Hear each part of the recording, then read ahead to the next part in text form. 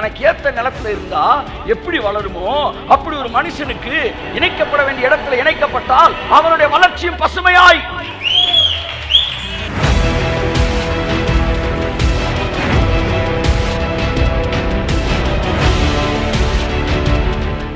நான் உங்களுக்கு இளைப்பாறுதல் தருவேன்.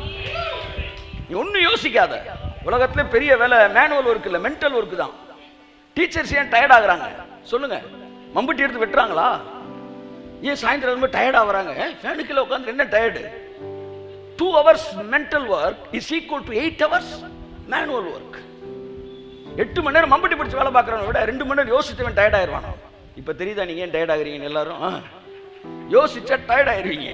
அதிக யோசனை, அதிக படிப்பு உடலுக்கு இழைப்பு.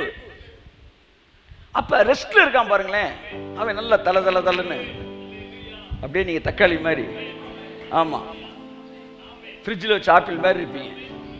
ஏன்னா உங்களுக்கு ஒரு அப்பா இருக்கிறாரு. எண்ணத்தை உண்போம், எண்ணத்தை விடுப்போம், எண்ணத்தை கடிப்போம் என்று உங்கள் ஜீவனுக்காக கவலைப்படாதிருங்கள். ஏனென்றால் இவைகள் எல்லாம் உங்களுக்கு வேண்டியவைகள் என்று உங்கள் பரமபிதா அறிந்திருக்கிறார். பைபிள்ல பிடிச்ச வசனங்கள்ல ஒன்று. இதெல்லாம் கவலைப்படக்கூடாது, இதெல்லாம் உனக்கு கிடையாது அப்படி சொல்லி கொடுத்தாங்க. பைபிள் சொல்லி இதெல்லாம் கவலைப்படாத, ஏன்னா இது உனக்கு வேணும்னு அவருக்கு கையத்தட்டே தெரியும். அந்த திராட்சை செடிக்கு ஒரு நிலத்தை ஆயத்தம் பண்ணினாராம் தேவன். என் ஆவிக்குரிய வாழ்க்கை நன்றாய் வளருவதற்கு ஒரு நிலத்தை தேவன் ஆயத்தம் பண்ணி வைத்தார். எவ்வளவு நல்ல தேவன்!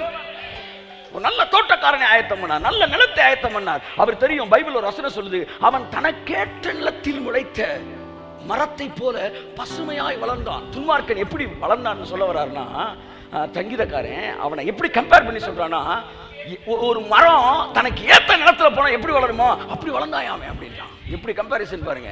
அப்போ ஒரு மரம் தனக்கு ஏத்த நிலத்துல இருந்தா எப்படி வளருமோ அப்படி ஒரு மனுஷனுக்கு இணைக்கப்பட வேண்டிய இடத்துல இணைக்கப்பட்டால் அவனுடைய வளர்ச்சியும் பசுமையாய்.